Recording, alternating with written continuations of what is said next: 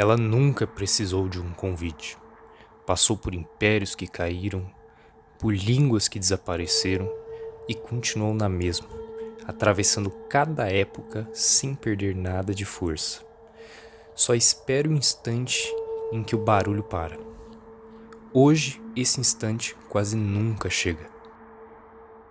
O dia moderno não tem intervalo de verdade. Luz artificial o tempo inteiro, som de notificação entrando antes mesmo do último pensamento terminar de se formar, e as telas acesas em quase todos os bolsos, disponível antes que o silêncio consiga dominar por completo. Ela continua ali. Não precisa de silêncio para existir. Basta um segundo de distração menor que o normal para se fazer notar. O elevador que perde o sinal por alguns instantes, por exemplo, não tem nada de especial nesse intervalo. Nenhuma música, nenhuma tela funcionando, só os números dos andares subindo devagar. E é exatamente nesse tipo de momento pequeno, sem importância, que ela aproveita para aparecer. Nem sempre a solidão foi vista ou tratada como um problema.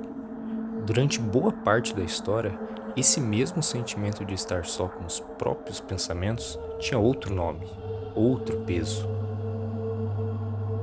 Homens abandonavam cidade, família, qualquer tipo de convívio, só para viver isolados do mundo. Não fugiam de nada, buscavam exatamente aquilo que hoje a maioria evita a qualquer custo. Ficar sozinhos o tempo suficiente para que os próprios pensamentos parassem de fazer barulho e alguma coisa mais profunda pudesse aparecer por baixo. Passavam dias sem trocar uma palavra com ninguém. Não era punição, era apenas um método. Séculos depois, esse mesmo princípio reapareceu de outro jeito. Filósofos construíam boa parte do próprio pensamento caminhando sozinho, sem destino marcado, hora seguida, longe de qualquer conversa. Era o próprio processo de pensar, que só funcionava direito naquele tipo específico de solidão, sem pressa e sem interrupção. Em nenhum dos dois casos existia pressa de sair daquele estado. O silêncio durava até o fim, gostando ou não de quem estava dentro. E durando até o fim, costumava se transformar em outra coisa. Uma reflexão, clareza e muitas vezes uma ideia grande o suficiente que poderia atravessar séculos. O mesmo sentimento cumpria uma função diferente. Esse peso de estar só continua exatamente igual, geração após geração. O que mudou foi o que você faz com ela no instante que aparece. Hoje, existe sempre uma saída rápida a menos de um segundo de distância. E é justamente essa saída rápida que impede o sentimento de terminar o próprio processo. Ele tem um potencial de virar alguma coisa e é interrompido antes. Sem terminar de acontecer, ele não vira reflexão.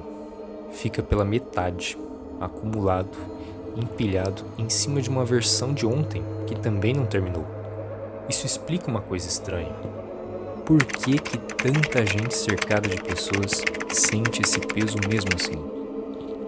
Não é a falta de companhia, é a mesma presença antiga de sempre, que nunca mais teve permissão de completar o próprio pensamento. Um peso que nunca termina de acontecer não desaparece, só acumula. E o acúmulo tem um efeito silencioso, quase imperceptível no dia a dia, mas visível quando alguém finalmente olha para trás. O peso vai ficando cada vez maior, mesmo sem nenhum evento específico para explicar esse aumento. Ninguém consegue apontar o dia exato em que piorou. Só percebe em algum momento que carrega mais do que deveria, sem saber quando que começou a pesar tanto. Isso é o preço de nunca deixar o silêncio terminar. O que antes tinha saída, hoje só tem prisão. Talvez o problema nunca tenha sido sentir esse peso. Sempre existiu, sempre vai existir. Faz parte de estar vivo. O que mudou foi o direito de deixar esse pensamento terminar de acontecer, de atravessar o silêncio até o fim, em vez de escapar dele no primeiro segundo desconfortável. Em algum lugar agora, alguém está sentindo esse vazio. E em menos de poucos segundos, uma luz vai acender, um som vai chamar a atenção e o processo vai ser interrompido mais uma vez, de novo, como sempre.